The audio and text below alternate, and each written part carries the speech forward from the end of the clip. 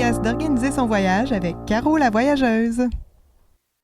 Aujourd'hui, un gros sujet que plusieurs devraient trouver intéressant parce que je pense qu'on est tous d'accord pour se dire que le billet d'avion, c'est un gros morceau du coût total d'un voyage.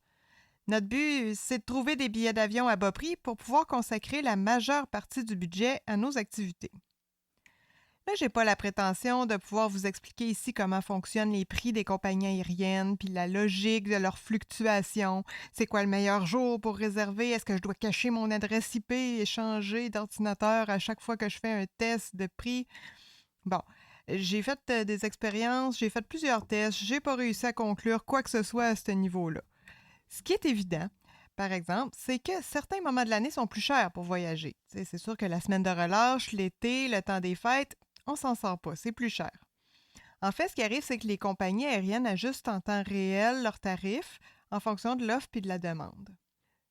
Ce que j'ai pu constater, par exemple, à plusieurs reprises, c'est que pour le jour de départ, pas le jour où on paye le billet, mais le jour bien où le vol part, ce qui revient moins cher, c'est de voyager le mardi ou le mercredi au lieu du vendredi ou du samedi. Mais après ça, c'est très difficile de prévoir comment les prix vont évoluer puis qu'est-ce qui est le plus rentable. Donc, je me fais aider par des professionnels, comme vous allez voir tantôt. Mais c'est quoi la base pour trouver des billets d'avion à bas prix? Ce qu'il faut savoir, en fait, là, je vais paraphraser Andrew Damour, qui est cofondateur de Flytrippers, avec qui je suis tout à fait d'accord, c'est que vous allez devoir choisir 2 éléments parmi les 3 suivants. On ne peut pas avoir les 3. Et on a la destination, les dates, puis payer pas cher. Donc, si on a une destination fixe, puis une date fixe, ben ça va être difficile d'avoir des bas prix. On va probablement payer plus cher. Si on cherche à payer le moins cher possible à des dates précises, on va avoir moins de choix de destination. Puis si on a une destination précise en tête et qu'on ne veut pas payer cher, ben nos dates vont devoir être souples. Donc, vous voyez un peu le portrait. Mais c'est là que les experts entrent en ligne de compte. C'est qu'il y a moyen de se simplifier la vie et de se faire aider à trouver des billets d'avion à bas prix. Moi, personnellement, j'ai de la chance de pouvoir avoir de la souplesse dans mes dates de vacances. Donc, je choisis toujours l'option destination fixe, puis payer le moins cher possible, puis je regarde les dates qui sont proposées. Dans ce cas-là, c'est de s'abonner à des alertes de sites comme Flytrippers, YouLair, il existe les vols d'Alexis aussi, et eux, ils nous trouvent des rabais à chaque jour. Donc, on se tient au courant. Il y a des nouveaux deals qui apparaissent et qui disparaissent à tout moment, donc il faut être prêt à réagir et à acheter rapidement quand le vol de nos rêves vient à rabais. Par exemple, en novembre dernier, je savais déjà que je voulais aller en Italie cette année, en avril, en mai ou en juin. Je me tenais à l'affût des rabais pour les gros pôles aériens en Europe comme Paris, Amsterdam, Londres, parce que je sais qu'à partir de là, toute l'Europe est accessible pour à peu près 200 $ et moins. Donc, quelques semaines plus tard, en tout cas, disons en décembre, quand j'ai vu passer un vol aller-retour Montréal-Paris en plein mois de mai pour 350 $, ben, j'ai pas hésité, vous imaginez bien. Puis une chance, parce que le lendemain déjà, le même billet était rendu à 420 $. Donc, je me suis bâti moi-même un itinéraire de Montréal à l'Italie en passant par Paris. Donc, de Paris, je me suis rendue à Pise pour une centaine de dollars. Et au retour, je revenais de Bari jusqu'à Paris pour 120 $. Donc, voilà mon aller-retour pour l'Italie pour aussi peu que 570 $. Là, ça va peut-être vous prendre de la patience. Ça va peut-être prendre des semaines avant qu'un deal sur votre destination apparaisse dans vos alertes. J'ai pas fait de statistiques précises, là, mais les bas prix pour les hubs européens ou asiatiques reviennent de façon régulière dans l'année. Donc, en commençant votre veille suffisamment à l'avance, vous êtes pratiquement certain de voir passer un bon prix pour votre destination, à moins que ce soit bien rare là, comme destination. Quand je vous ai parlé de l'Italie tantôt, ce que j'ai fait, c'est que je me suis construit moi-même mon vol avec une escale. Une chose qui est importante à prendre en considération quand on fait ça, c'est qu'il faut toujours se laisser au moins 24 heures entre les 2 vols, parce que les changements d'horaire, c'est possible. Moi, je l'ai appris à la dure, je m'en allais à Vienne, et mon premier vol, qui était Québec-Paris, il a été déplacé, ce qui m'a fait manquer mon second vol Paris-Vienne.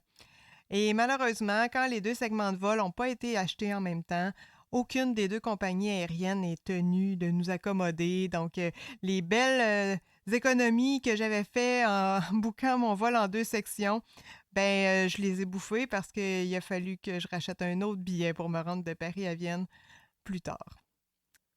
Donc, moi, j'aime ça, les longues escales que je me crée comme ça. Pourquoi? Ben, pour le prix, évidemment. Je vais toujours vous dire de vérifier toutes les options avant de choisir, mais le trois quarts du temps, ça va revenir moins cher de prendre un vol pour une plaque tournante en Europe ou en Asie.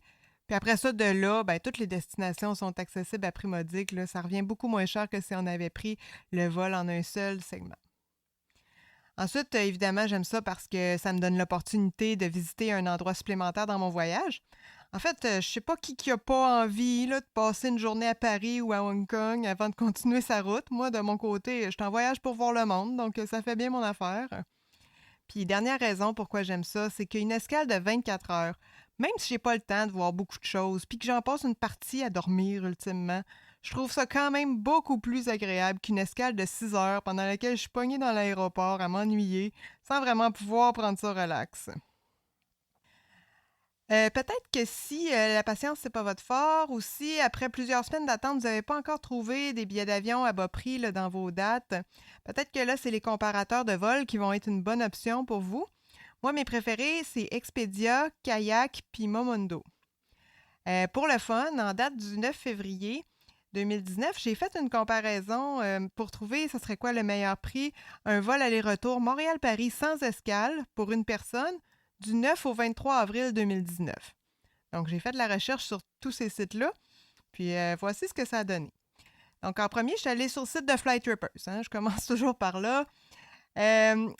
C'était possible d'avoir un aller-retour de Montréal à Paris entre 429 et 489 en mars, en avril puis en mai 2019.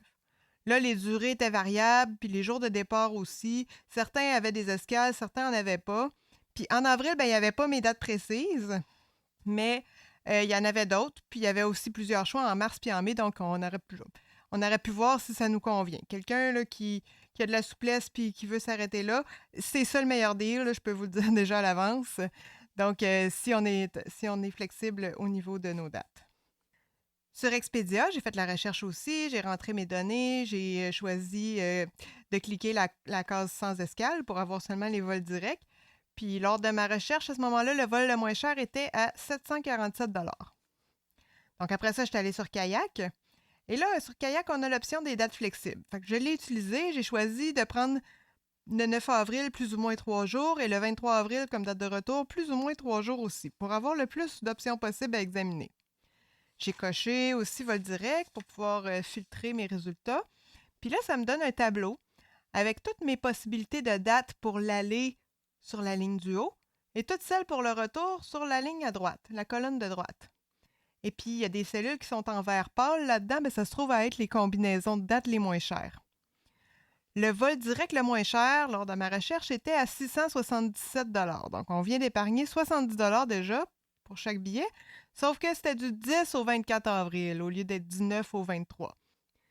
Donc, j'ai continué ma recherche, je suis allée sur Momondo, j'ai coché mes vols directs. Sur Momondo, on peut le faire directement sur la première page, celle où on entre nos données. Une fois qu'on a fait rechercher, on a des colonnes bleues qui apparaissent juste en dessous du champ de recherche. Puis c'était comme un visuel pour le prix par jour. Fait que lors de ma recherche, j'ai pu voir que les prix des départs pour les 7, 8, 9, 10 avril, c'était à peu près pareil. Que ça serait un peu plus cher si je voulais partir le 13 avril, puis que ça serait pas mal plus cher si je voulais partir à la fin avril. Donc, ça nous donne aussi une petite indication un peu de savoir vers quelle date, quelle période du mois partir pour avoir les meilleurs prix. Le vol le moins cher sans escale, ici sur Momondo, était à 747 $, donc au même prix qu'Expedia. Moi, j'ai fait 2 constatations suite à ces recherches-là. Première constatation, c'est que le moins cher que j'ai trouvé, c'est sur Kayak. Si, par exemple, je veux acheter les dates du 10 au 24 avril, c'était une journée de décalage, mais ça revenait quand même 70 $ moins cher. Donc, personnellement, c'est ce que je choisirais. Là, je vois qu'il est opéré par Air Canada, ce vol-là. Donc, je prendrais le temps aussi d'aller voir directement sur le site d'Air Canada. Des fois, le prix est différent. Ça vaut la peine d'aller vérifier. Comme là, quand j'ai vérifié, je vois qu'il était à 676 $, ce qui ne change rien pour nous, c'est juste $1 de différence. Mais des fois, j'ai vu un billet beaucoup plus cher, des fois, j'ai vu un billet beaucoup moins cher. Donc, on prend 5 minutes là, pour aller vérifier ça. Ça va nous confirmer si on est en train de faire le bon choix ou si on devrait aller l'acheter directement sur le site du transporteur. Deuxième constatation, c'est que avec des dates précises, même en activant l'option plus ou moins 3 jours qui est disponible sur Kayak, on est quand même plus de 200 $ en haut du prix des billets qui nous ont été trouvés par Flytrippers. Donc, ça dépend vraiment de nos besoins, de notre capacité à s'ajuster. Plus on est flexible, plus on est capable d'avoir pas cher. Là, j'ai surtout parlé de dates de vacances souples, comme c'est mon cas, mais quand on a des dates de vacances fixes, je trouve que c'est le fun d'utiliser Skyscanner. On choisit notre ville de départ, on choisit nos dates de départ, mais on indique partout comme destination. Donc, le site nous trouve toutes les possibilités de destination, puis il nous indique le prix à nos dates. Donc, on peut dérouler chaque onglet, voir le détail des destinations proposées. Fait que toujours avec notre exemple de partir de Montréal du 9 au 23 avril 2019, si c'était vraiment ça mes dates obligées, ben, je constate que c'est possible d'aller à Los Angeles pour 494 $ puis à Cancun pour 428 $. Super. Avec tout ça, je pense que vous avez de bons éléments pour vous aider à trouver vous-même vos billets d'avion à bas prix, moyennant quelques heures de recherche.